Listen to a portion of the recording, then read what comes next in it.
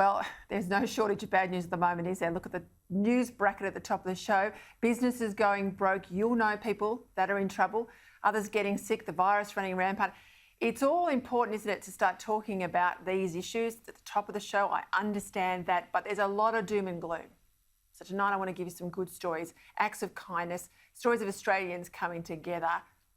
Not many do that better than the Salvos, as you know. I'm a huge fan of the Salvation Army. To hear more about some of the recent work and some good news, I'm joined from Melbourne by the Salvos' own Major Brendan Nottle. Brendan, thank you for coming on the show. I just felt at this point, half the country locked down tonight. We need a bit of an injection of hope. In and amongst this pandemic, everybody's doing it tough. Some, though, are going out of their way for others. Give me the sense. Cargo restaurant in Melbourne in the Docklands, I'm told, has been pretty extraordinary. Oh, absolutely. And they just bring a smile to my face, Peter. They're a restaurant that are really struggling at the moment, like a whole lot of other small businesses are right across the nation. But rather than just focusing in on themselves and curling up in a ball on the floor, they've actually lifted up their eyes and thought there are other people around doing it tougher than us. And so this Friday, they're getting their team together. They've looked in their fridges and their freezers and their cool rooms, and they're bringing out all the leftover stock that would otherwise be thrown out. And they're going to cook up for us about 1,000 meals. And for us, Peter, that's remarkable because the demand here is going through the roof.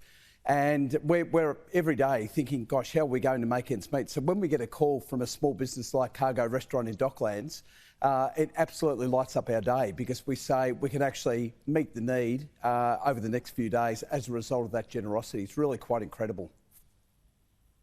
And I suspect too, for all their staff that are going to come in and they've got a purpose on Friday. I mean, this is the thing about the dignity of work. It gives you something to do every day. It enables you to put a roof over your head, provide for your family.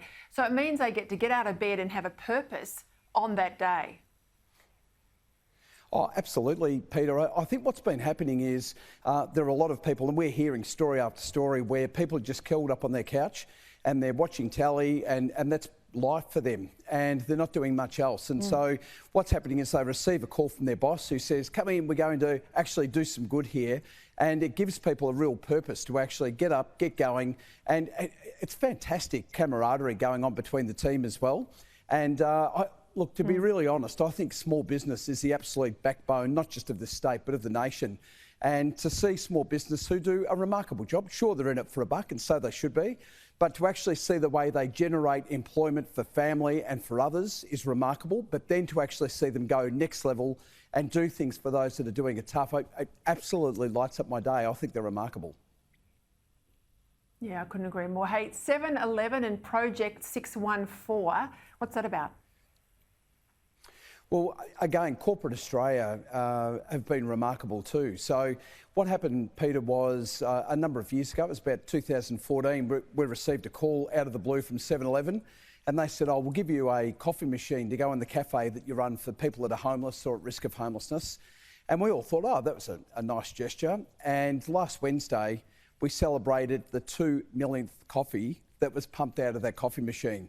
So I think there's some bean counter at head office at 7-Eleven that's done a bit of a face palm and thought, who on earth thought it was a good idea not just to give them the machine, but the beans, the cups, the lids, but also the servicing, because 7-Eleven tell us it's the busiest coffee machine in the nation.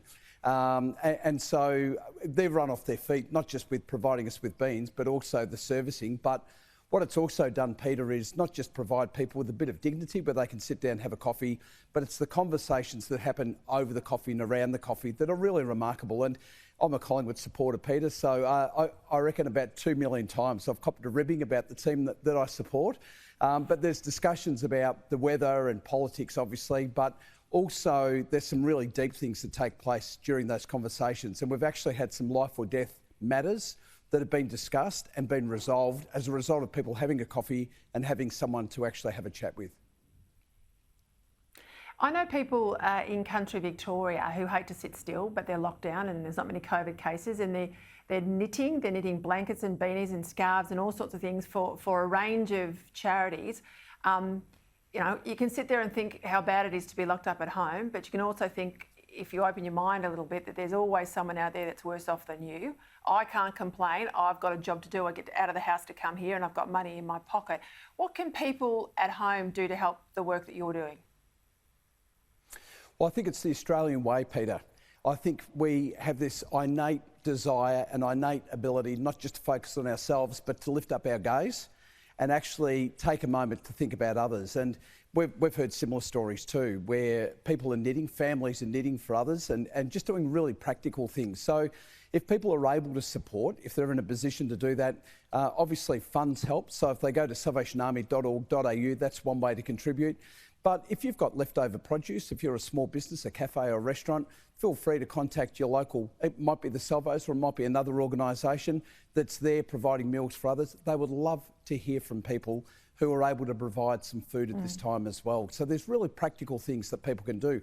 The knitting is a great one too. Yeah, I'm not so much of a great knitter anyway. Brendan Noddle, thank you for putting it all in a bit of perspective tonight. Thanks for your time and thanks for all the wonderful things you do and the Salvos do as well. Thank you, Peter. Really appreciate your support.